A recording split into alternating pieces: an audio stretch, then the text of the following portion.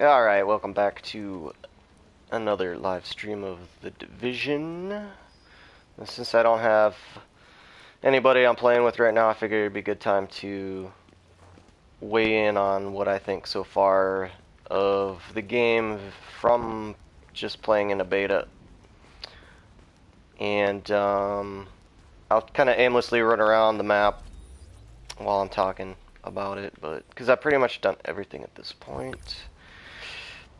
Other than max out at level 8, but no big deal there.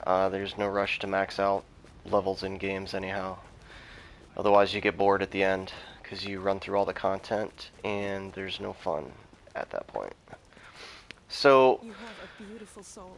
My initial thoughts of the game, as far as, look around. It's New York City. Well, Manhattan, the island proper, I guess. The first thing that struck me is, how come DICE can't do this with the Frostbite engine? I mean, I understand that they want to throw a bunch of destruction in here, but, Ubisoft, I forget the developer's name that's doing this game. Sorry. But anyway, I mean, look at all the detail, look at all of the amount of mapping that's on here. It's just ridiculous, and the map is huge. This makes a Battlefield map look like COD. I've already said that about GTA, but the map size here, even in the little sliver of what we get in the beta, is just, running from here to the Dark Zone takes a couple minutes, which is great. I think it's good for the immersion. It's good for partnering up with people and just going and messing around. Just running into some of the random things that you find along. Oh god, like this right here. I'm not even paying attention. there's two thugs sitting in the middle of the street. So, I think right there is one of the selling points of this game immediately. Is, you're able to jump in, you get this wow aspect of it, like how big it is, the size of the map, how good it looks, everything like that. So, I forgot, where was I going? Oh yeah, I was going over there to get that textile. What else is there? I did have 2 blue screens last night playing with Swamp. He had one, and then we kind of decided it was kind of late, so we called it a night. But that goes into the other thing. The partying in this game is pretty decent. You walk up to somebody. I think you hold down, I can't remember which one, L3 or R3. This is PlayStation 4, by the way. It brings up kind of like a menu like you would like this for your, for your other stuff. But, then it prompts you into this menu, the group management menu, for that character that you're trying to invite to your party or what have you. Invite to group, mute player, blah blah blah, all that kind of stuff pops up for that single player, and you're able to get them into your party and go and do whatever you want to do. And so back to the blue screen part, basically when one of us crashed, the other one would log in, and this is the great thing about this game that from a server standpoint, is it's persistent. You will log back in where you logged back out, and everything around you will still be going on. I don't know how well that worked. I can't remember how well that worked, if it did even in, the only other game comparable to this is Destiny, and I didn't get into that game at all. I just wasn't, it wasn't what I thought it would be. And then on top of that, I didn't have anybody to play with. So when I logged back in after I got the blue screen, Swamp was still in my party. I didn't have to go through the whole rigmarole like you would with a shooter game or any other game for that matter, you know, like Last of Us, that kind of stuff, where you basically have to reform your party within the game, and you have to, you know, send all the invites back out, all that kind of nonsense. It somehow saved that one of us was in a party and that person's in a party, which is pretty much what happens in an MMO on PC, if anybody's ever played that style of a game there. But, yeah, so I was impressed, being that this is a console ported game, that was a functionality that was built in. So, you know, good for them. Help this person real quick. What else is there? Readings indicate an echo nearby. Oh, Jesus. That is one of the complaints. I don't know. I think they need to have a separate sound slider for the... Because on the controller it has a speaker, and the speaker talks, but I have it set to where all the sound is ported to my headset. And when I walk over to... Active echo beacon detected. Anything like that, the guy's like shouting in my ear right now. Whereas... all the dog here isn't that loud. You know, the NPCs standing here, they're not that loud, but this guy's shouting at me. And they need to have a slider, I think, separate for that dialogue. Echo available for playback. Oh my god, nearby. please stop yelling at me. So Swamp couldn't figure out how to set it to... So his controller was echoing last night into his headset. But anyway, yeah, so that's one of the cons right now, but I'm sure that's just a simple fix. They just add multiple sliders for different sounds, sound effects, all that kind of stuff. There's, I think right now it's just master sound, music, and sound effects, and that's the 3 bars. But, you know, that's not a game-breaking deal. You know, just ambiance at that point, no big deal there. What else is there? Let's see, we went and messed around in the Dark Zone last night, and I have to tell you, all of you people that went to play Destiny and got into the Crucible and thought, oh, this is PvP, you guys were sold lies. Nothing beats open world player versus player combat. It's totally random. You know, it could pop up anywhere on the map. People just come out of the woodworks on you, and just everything possible can happen. You know, between your party and other parties, your party buddied up with another party, you know, random people that you hunt down and just try and kill them off, that kind of stuff. All that stuff happens in there. Whereas in an arena, which is what the Crucible is, it's basically, you know, first-person shooter. So, Active echo beacon oh my detected. god, please stop yelling at me. I'm trying to get to this freaking textile eventually. Anyway, so, you know, about the Dark Zone, that element of it, the player versus player element of it, is definitely something that I think more games like this need to have in it. I did play the Elder Scrolls Online, and that was actually pretty good. It had that element in there, you know, having zones where it would be PvP open, and I guess I have to pick it up right. I guess I missed something there. Anyway, so, you know, running around the map, adventuring, you know, doing side stuff, killing bosses, blah blah blah, and all of a sudden, you know, some random player or group of players come along and just start messing with you. It just totally brings, you know, a whole different element to your gameplay. And what the heck? Where is this box that I'm looking for? Oh, it's in here, duh. In the grocery store.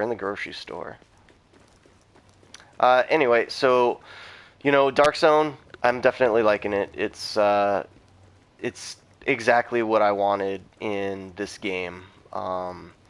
You know, I don't know what they have in store for content. It's pretty big. There's only, what, 2 or 3 of the zones? yeah, 2 of the zones are unlocked right now that encompass this patch of downtown New York City. These are all dark zone areas that will be available in the full game. So, it's going to be big. I mean, just zone 1 and 2 is big enough right now. Just these city blocks are enough to run around and not come in contact with anybody, or have that random person just go sprinting by, and if you want to, you know, pull the trigger on them, go for it. I like the idea about the extraction stuff. That's the other thing too. It builds that need for either one, cooperation amongst the random people that you run into in there, or the other thing is just having to hold that position, or sit around that position long enough for that helicopter to get there, and then make that mad dash to put it on the cord to have it hauled away into your stash. And I think that makes it exciting enough. And that brings up one more thing. So this game is primarily an RPG. If you didn't know that from the get-go and you're looking for a shooter game, this is not the game for you. This is an RPG first, a shooter second. Everything is based on gear and level. And so back to the extraction thing, the best gear, at this point at least, is what they're saying, is the best gear comes out of the PvP area, which is the way it should always be in a PvP style of game. You need to be able to play all aspects of the game in order to get the best things out of the game. If you want to just run around and kill, AI endlessly and get the best stuff out of that, then that game is just garbage, in my opinion. It shouldn't be backwards like that. You should have to apply some skills, or get your buddies together, group up, and go and run into the high hazard areas in order to get the payoff. Not jump into the game, go to the first area, get the best loot off of some of the weakest NPCs, and win the game, outright that way. It needs to be competitive, it needs to be cooperative, and it needs to be full multiplayer access. So that's my opinion on that. I've played a lot of MMOs on PC in the past, and those are the only games that I find satisfaction in playing and in leveling up and getting loot and all the end game stuff. So with that rant said, let's move on to the next topic. So what else do I have here? The RPG element. You know what? I was surprised. It's actually, even in the beta, with a lot of this stuff cut out of it right now. You can't. There's things it's already marked. Like your abilities here. Like a lot of these are not in the beta. So you have your primary abilities, and you only can use 2 at a time. So you like it says down there, you slot them to L1, R1, which it will add variety to all the builds that people come up with to play this game. Whether you want to be a healer, whether you want to be, like a munitions or whatever the tech tree is going to end up being called. And then security is going to be like your tank. So it's got the holy trinity right here. Security is your tank, tech is your DPS, and medical is your healer. But you can have 2, so you can kind of, you can have your paladin, with the healing and the armor, or you can have, whatever you want to call DPS and healing, or DPS and tanking, whatever you want to call that stuff for this game. But that's the thing. People are going to come up with names for all the combinations of the skills, and each skill has its own subset of other stuff here. So you go into equip mods on your skills, and they give you different things that you can use, which improve, and give you different things to use them with your group, whatever, on yourself, all that kind of stuff. So I think it's going to be good. You got talents here. It's full RPG. It's full depth. I think they did a pretty decent job of getting a lot of ideas in there and putting them into the game that you would see in pretty much any contemporary MMO style game. So, or RPG, I should say. Um, yeah, so I'm impressed with that. That's the thing with console. You're either playing single player RPG and you have all these all these gadgets to go through, all these skills and all that kind of stuff to play around with. But the problem is, for me personally, I hate playing single player games. Even in even the story elements on multiplayer games, I never play. I rarely ever play them.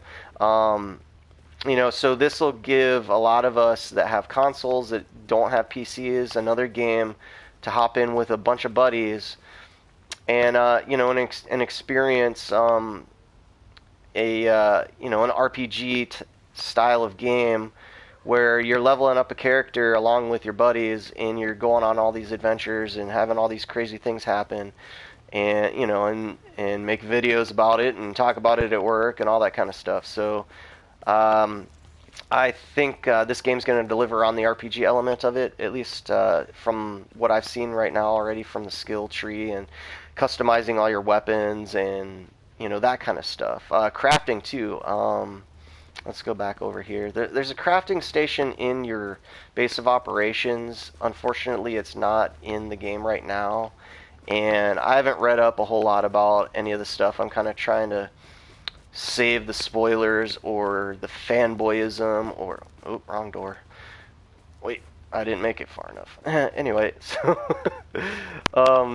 trying to just keep it real, not get too overhyped, not get too underhyped, get disappointed just reading stuff. I kind of wanted to experiment with the game. I've already pre-ordered it. I already was thinking about pre-ordering it, but the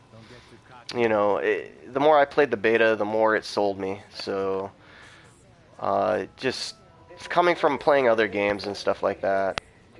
So there's a crafting station right here, and that lady's talking in my ear too loud. But anyway, so I have no idea what the crafting is going to be like. You pick up, like the textiles I went back to, the electronics store. That's the other thing too. I kind of was laughing about it because I went and before I started up this live stream recording, I was just running around randomly, just looking at the maps, seeing what else I could pick up, and the parts that you pick up, I think, are more geared towards your skills or your attributes kind of thing. So there's firearms you can pick up, electronics you can pick up. So the funny thing is I was on the map and I was hunting down some electronics parts, and lo and behold, they ended up being in an electronics store. What do you know? So, good for the developers for putting in some common sense type of, of things as far as, where to find things. If you're looking for electronics, obviously you're going to go to, the iStore or whatever to find the cell phone parts, blah, blah, blah, all that kind of stuff. Shopping mall, going to find some textiles, that kind of stuff to, I don't know, I so into armor, I don't know. I have a feeling it'll be, because there's no mods in here for any of the, any of your armor and whatnot, as far as I've come across yet. Your guns and stuff are fully moddable. This one I've got all the slots filled at this point, but the armor I haven't come across anything. So I'm wondering if that will be the craftable stuff, and you can put it on, pieces of your clothing or your armor. And I have no idea what this is. Maybe that's part of it too. It doesn't even have a title, does it? Yeah, I don't even know what that is. This is Dark Zone stuff. So when you're in the Dark Zone, you loot things off of players and off of NPCs, and you can bring 6 items out at this level anyway. So I'm sure you can check out other videos or read the instructions about what all that what all that entails. But yeah, so RPG element, I'm on board with that. So far, so good. Everything works out great. I like these little restock boxes that they place throughout the map, just in case. Because your pistol is infinite ammo. I can't pull it up in here, but everything else is finite. So eventually, and you know, we were doing it last night. We were running through the dark zone, not paying attention, running out of ammo, running out of grenades, all that kind of stuff. Stim packs, all that kind of stuff. So uh, I like that it that they have that. That was one of my worries initially when I was looking at this game is all the bullet sponging stuff that people are talking about, and you know where are you going to come up with that ammunition? Is every mob that you shoot going to refund you on all of the ammo that you dumped into it to kill it? And because in a standard MMO, whether basically things like World of Warcraft or whatever, you have infinite ammo of all sorts.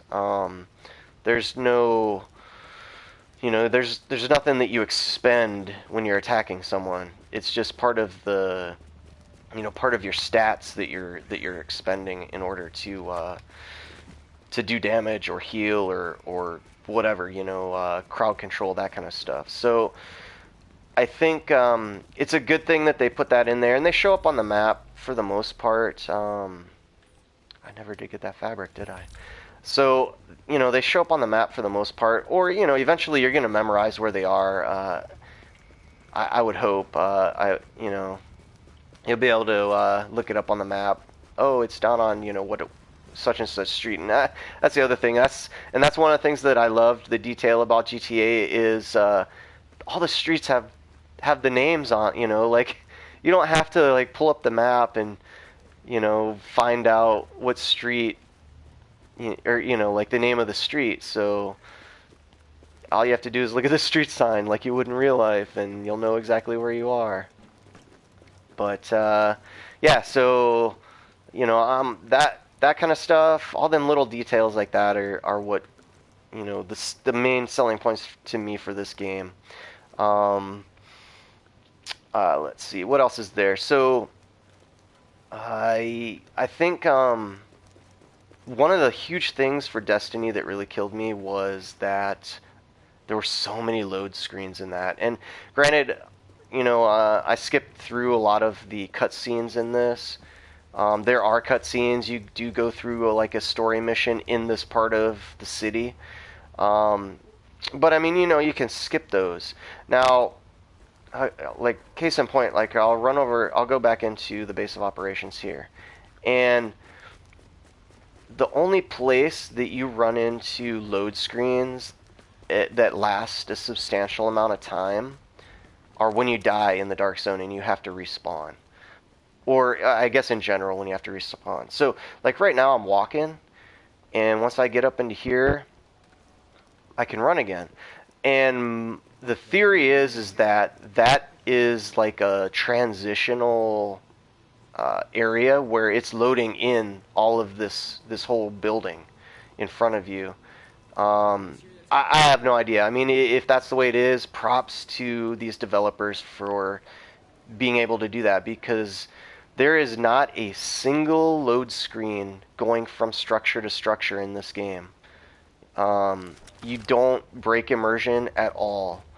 And that, I mean, for an RPG element, that is key, is that immersion, aspect to any story game or whatever. Oh god, he's gonna yell at me. Running. Oh, he didn't. Wow. Yeah, so I mean, even the mission that you go into MSG here, it has like a little sequence in the beginning where the I don't know, the soldiers that are positioned outside the front door put a breaching charge on the door, and you can't get in until they do that. But I don't know. My theory is that is like the loading sequence to what's inside,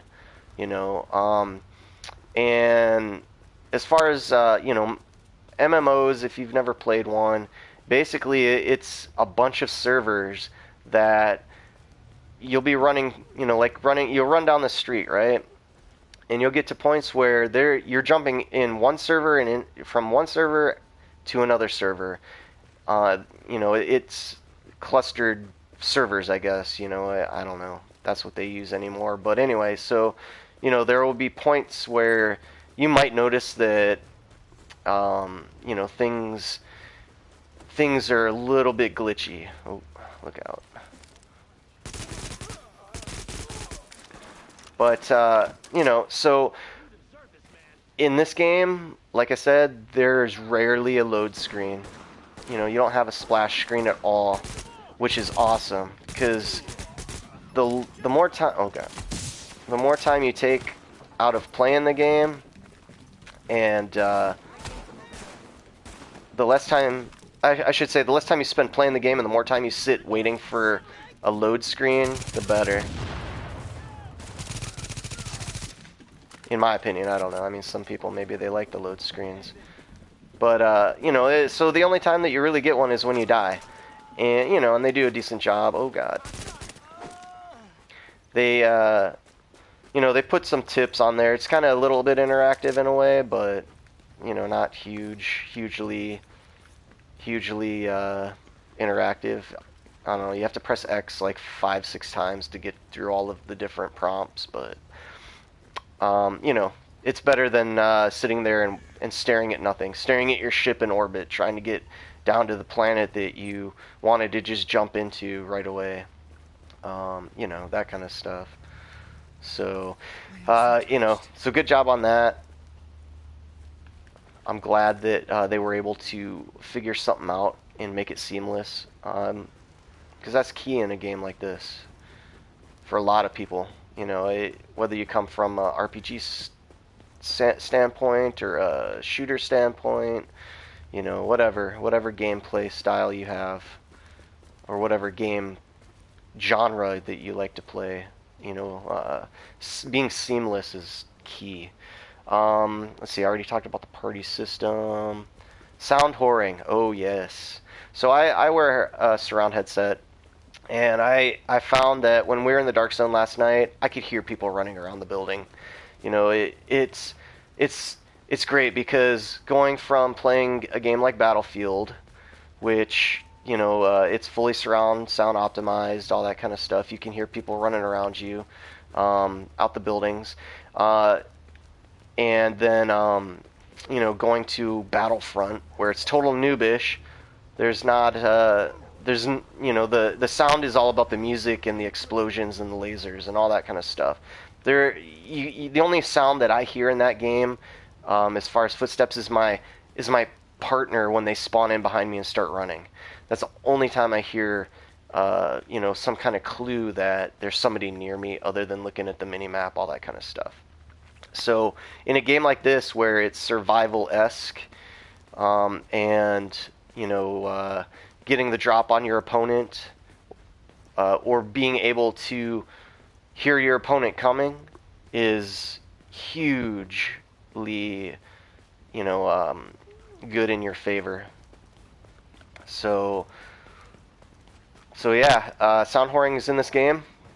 I kind of figured it would be because the surround sound capabilities of Siege is ridiculous. I mean, you can it's eerie when you can hear people walking through the room above you, and you can hear the beams creaking and the floor and all that kind of stuff. So I had no doubt that would be something that they would be putting in this game, to some extent. I mean, you can't go into that much detail with a game this huge, but it's good. It's good to have it where you have a combat survival game, and you need to be able to not only see your enemy, but hear the direction that they're coming from, hear their shout outs, all that kind of stuff. So good for the developers for having the peace of mind to put that in there.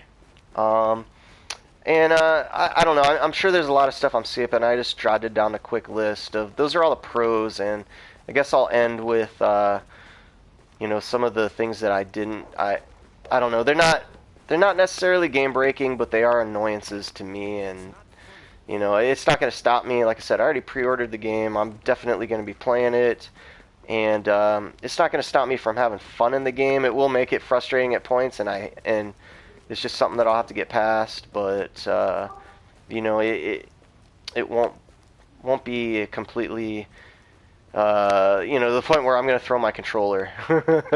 Dice, thanks.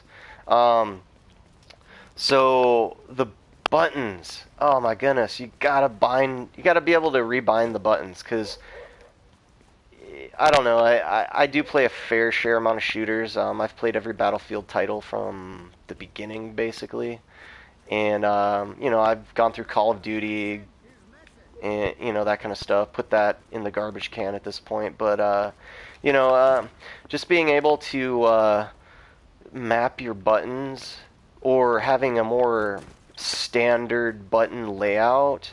I'm not talking about you know, I mean, they have that. They have, you know, that's L2, that's R2. That's pretty standard for any shooter game. The abilities is fine. I'm good with where they're at. You know, up on the top bumpers.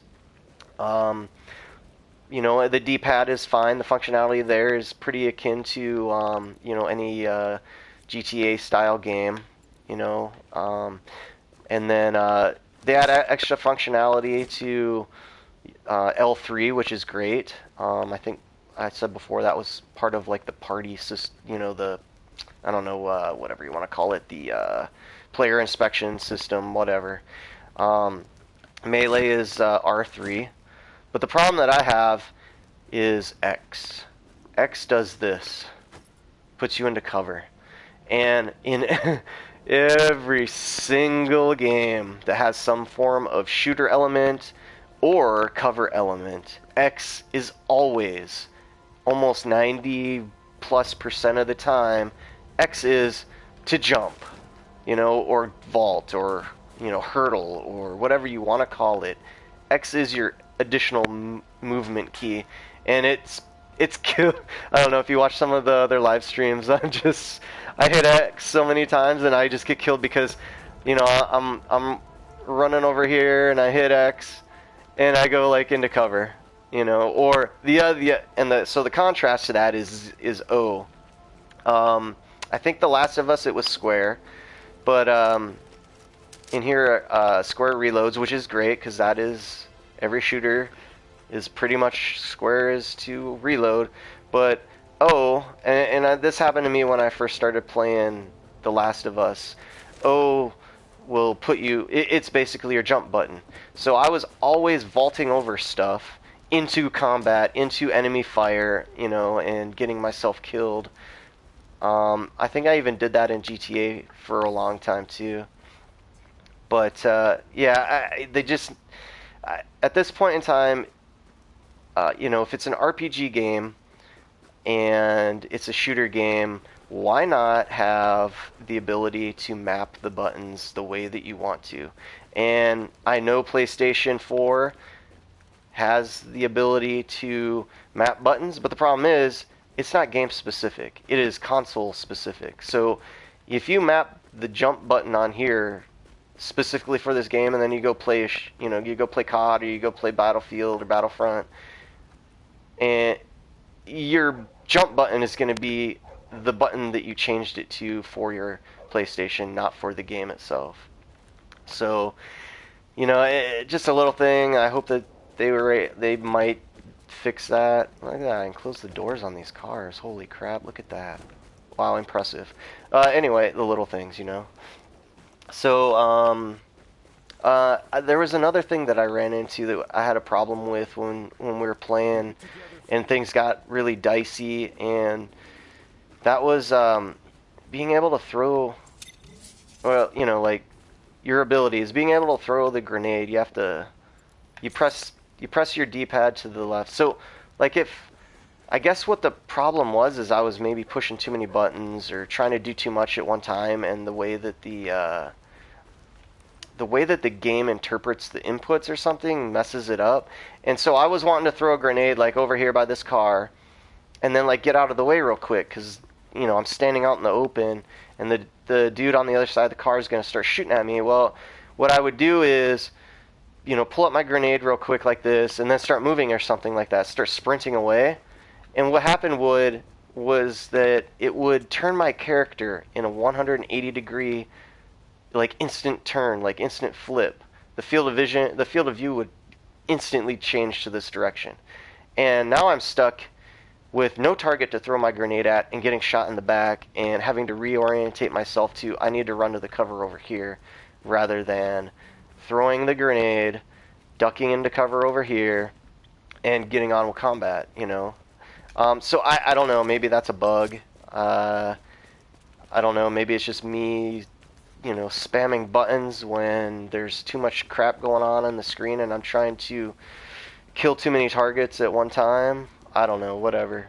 But, I don't know. Not to say that it's game breaking, but, I mean, that will be one of the big frustrations for me if that, I don't know, if that keeps happening to me, I guess, What else is there? I know that they're gonna have better. So Swamp and I both made female characters, and oh Jesus, and oh my God, dude, and we both made female characters, and right now you can only randomize it, which is fine. I mean, it's just a beta, but I hope that the like facial archetypes that they have pre-programmed, because even when you customize your character, and I don't know how deep they're gonna go into facial customization, if it'll be a full customization or whatever, but you always have a base, like a base shape, color, all that kind of stuff, and it will bleed through into whatever form that you want to make it. Like in GTA, if you really wanted to customize the looks of your character, you always came out with something similar. There was always a hint of being, like Asian, or there was always a hint of being, black, or something like that in the facial structure. And in this game, when I made my character, I'm like, wait a minute. All the girls have short hair in the beta right now. 2, that to me looks, I mean, not to offend, but a lot of Japanese boys do look like girls, depending on their hairstyle. But there's not a whole lot of facial difference in whether this is a guy or a girl. And even Swamp's character, who looks, I don't know, maybe Latino in a way, I don't know, whatever, Hispanic, South American, looks like a 16-year-old boy, but it's a female character. I don't know, just because of the haircut, I guess, but the facial structure is not female. So it's just like, what the heck's going on here? I really hope not. I don't mean that to offend the developer whose face that they captured to get that. Because that's sometimes what they do. They'll go through the office and they'll be like, "Hey, you're gonna be this character, in the game," and they'll take a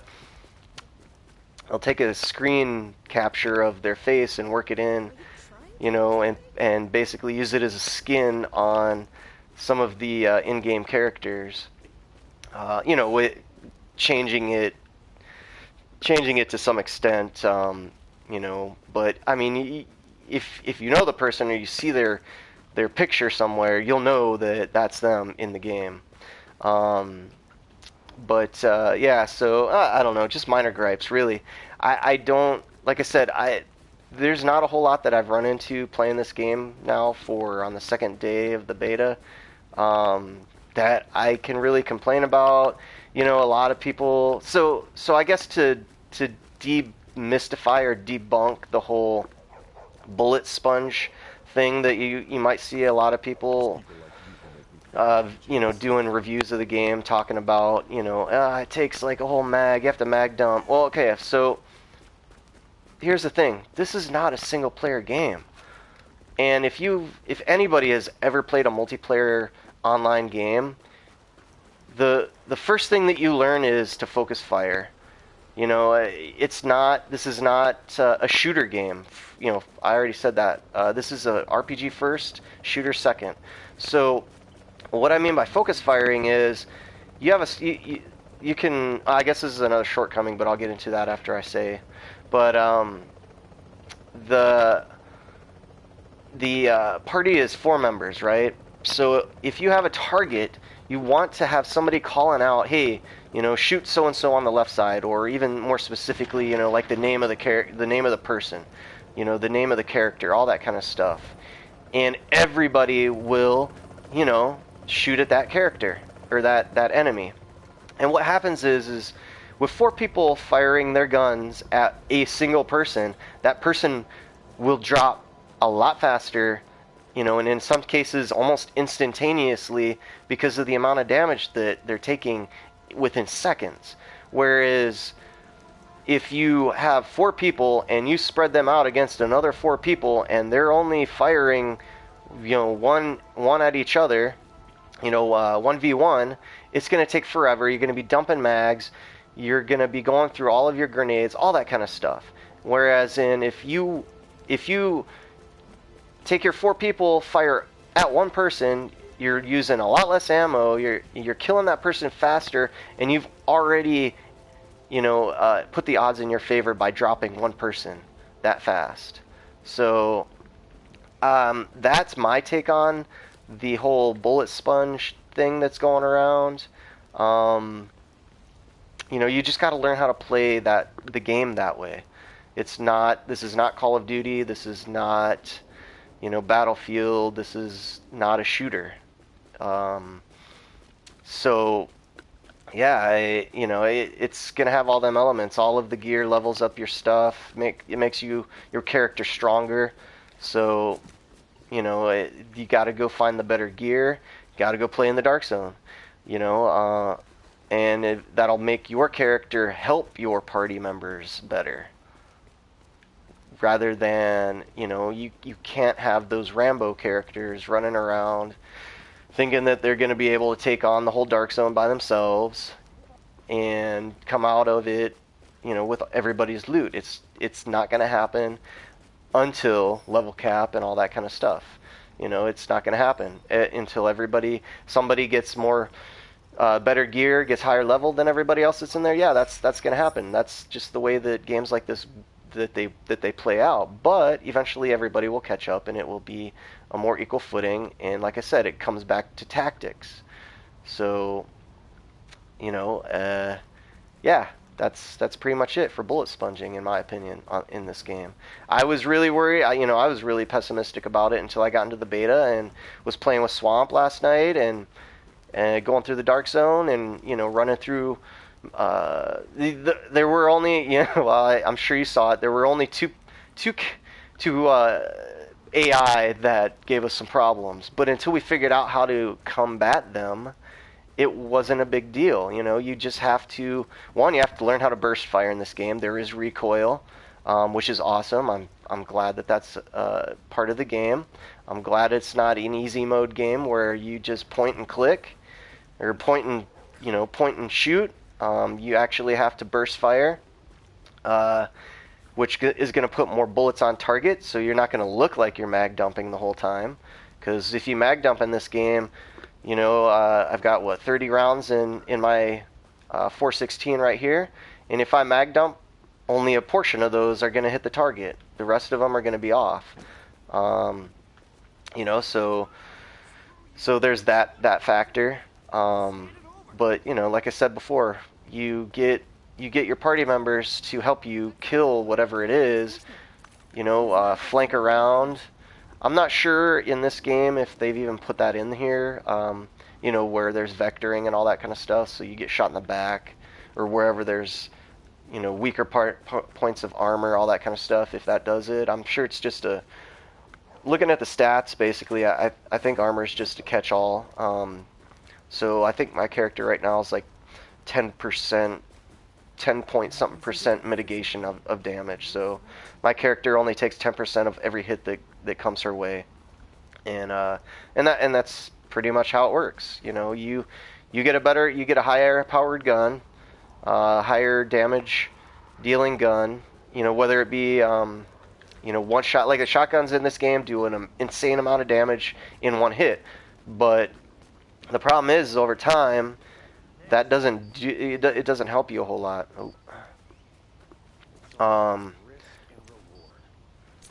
Whereas like the M416 that I have, or the M4 that you start with. I love the ragdoll in this game too. That's something else that's a positive in my mind. It's just so funny to see how certain people, when they get killed, how they fall down or fly through the air or whatever. But yeah, so yeah, I'll just keep rambling basically, just spitting out stuff. But oh yes, so full day and night cycle and weather. So if you just back up the video about 5 minutes ago, I think it was snowing at night.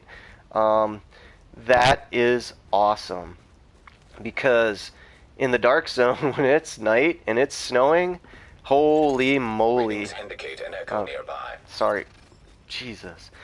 So if you're in the dark zone and it's snowing and it's dark, visibility becomes an issue, and it's so awesome to have that in a game. Oh, and by the way, you can kill rats, birds, and dogs. So, yeah, so full environmental change. And it really changes the gameplay at that point.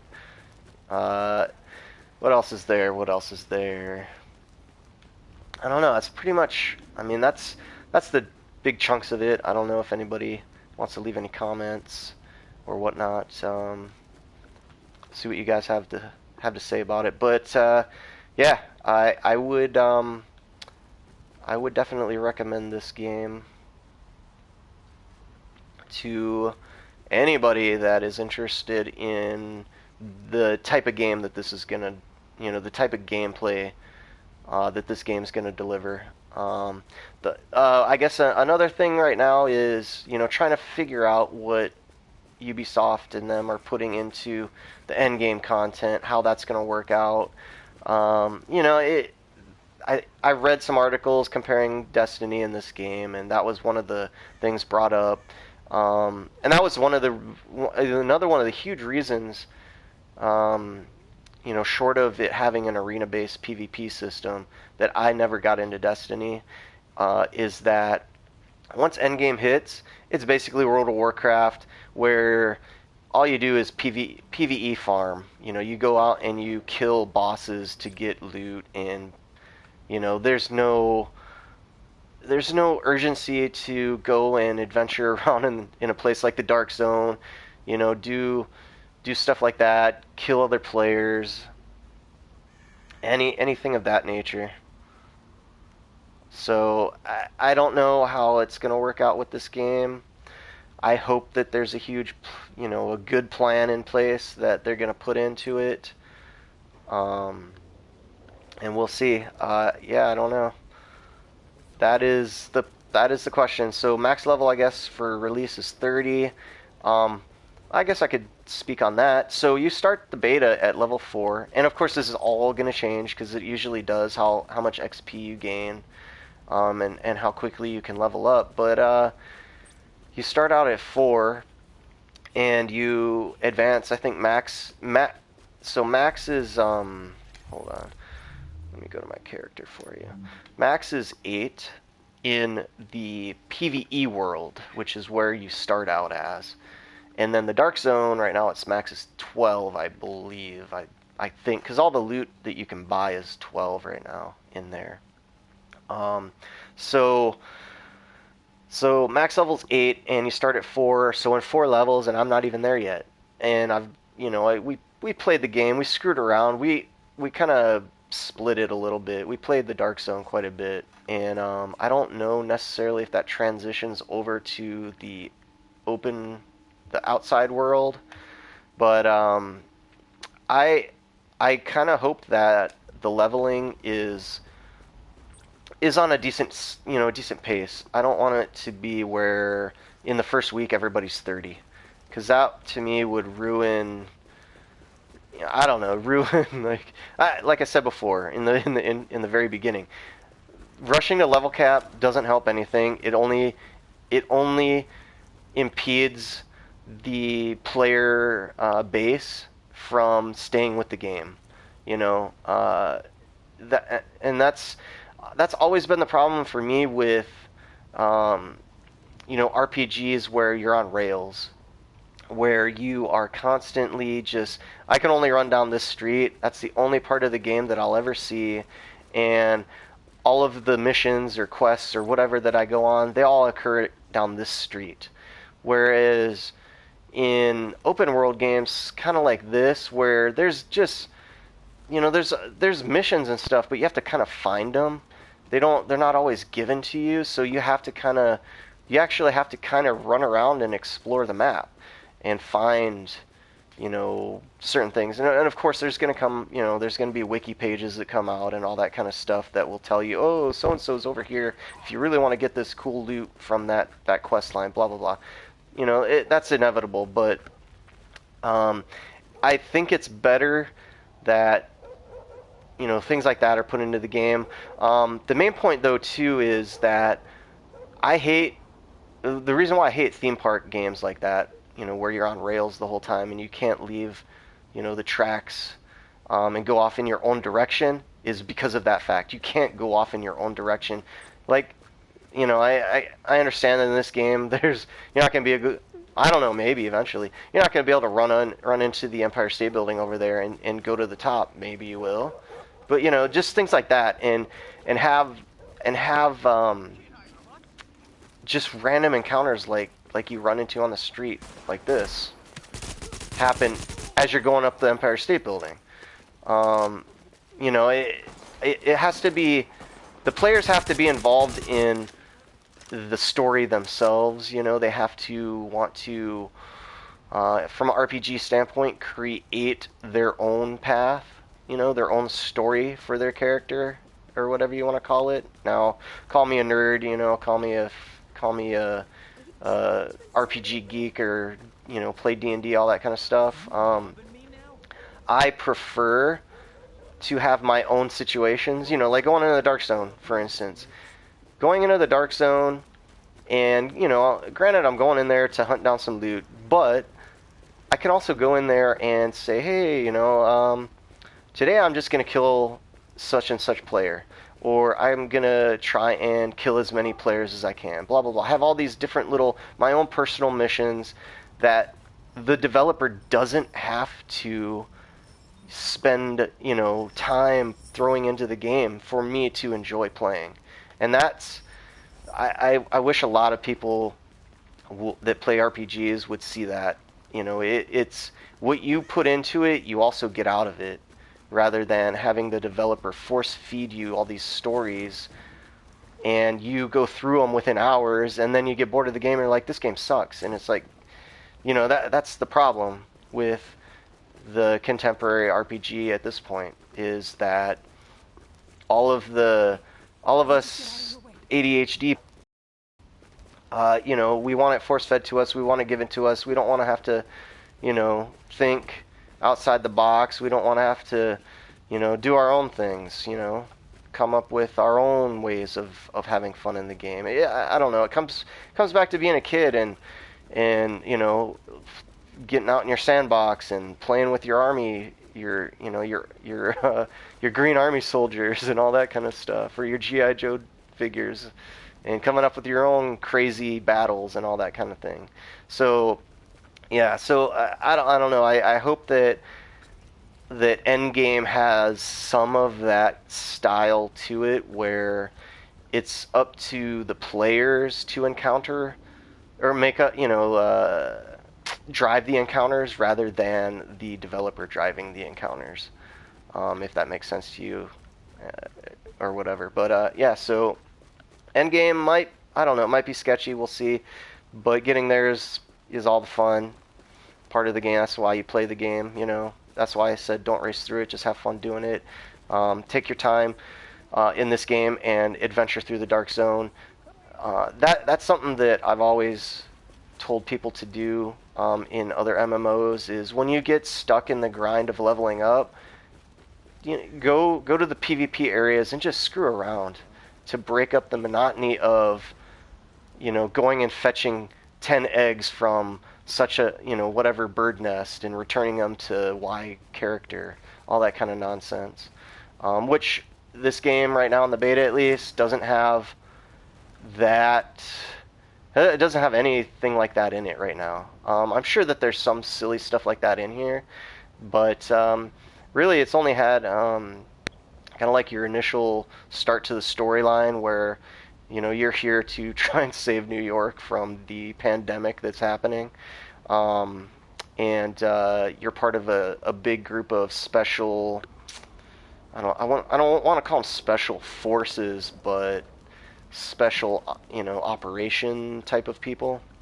Um, and I don't know. Maybe they might be like the last resort. They're the gamer kids like us that played COD and Battlefield and have some sense of tactics and how to shoot a gun, but we never got formally trained in the military. I don't know. Who knows? But yeah, so who knows? We'll see. All I know is I had fun in the beta, and I think that come release, the game's going to be just as much fun. And I'm going to really have a lot more fun playing this with 3 other people in a party, or even more when we can get more people, and seeing if we can somehow jump into the same Dark Zone server together and either, take over the Dark Zone or have 4v4 fights in the Dark Zone with all of the other random people showing up to do whatever they want, at the time that they're there. So I guess I'll leave it at that for this live stream. If you have any questions, comments, throw them in the comments section. I'll try and get back to any of the things that you guys are asking about. But yeah, so anyway, I'll end it with this guy. Gotta love that. I love that they dropped the grenade at their feet and killed themselves. Oh yeah? Oh shit. Oh yeah. I don't know. I would hope that the game has like this stuff is a little more random, but I doubt it is. Anyway, that's it. We'll talk to you guys later.